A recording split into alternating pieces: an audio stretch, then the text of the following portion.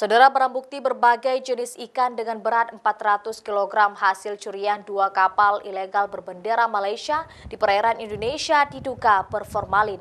Hingga kini, ikan yang disita ini belum berhasil diturunkan dari kapal karena kondisi dermaga tempat lokasi sandaran di Pelabuhan Perikanan Samudra Lampulo dangkal dan kondisi air laut surut batas terendah sejak 2 hari ini.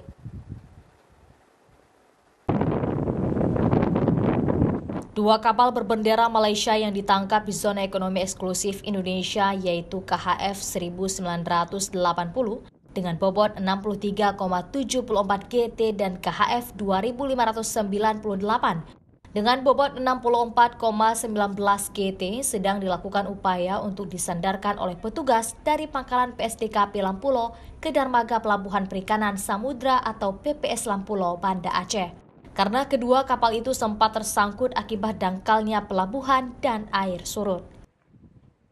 Barang bukti berbagai jenis ikan yang diperkirakan 400 kg dari dua kapal itu masih belum berhasil diturunkan. Namun berdasarkan hasil pemeriksaan petugas pangkalan PSDKP Lampulo, barang bukti ikan tersebut terindikasi telah diberikan formalin. Bahkan petugas menemukan bahan formalin yang diduga digunakan oleh nelayan asal Thailand tersebut.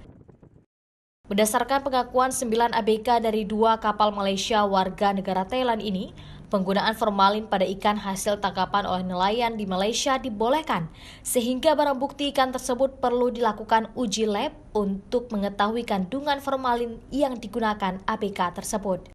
Bahwa ikan-ikan yang dibungkus plastik itu yang sudah dipacking, itu sudah menurut mereka itu menggunakan formalin.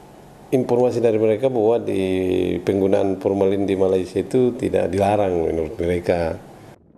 Basri menyebutkan jika seluruh barang bukti ikan mengandung formalin, penyidik pangkalan PSDKP Lampulo terpaksa harus mengeluarkan surat perintah pemusnahan barang bukti karena berbahaya untuk dilelang dan dikonsumsi oleh warga. Raja Umar, Kompas TV, Banda Aceh.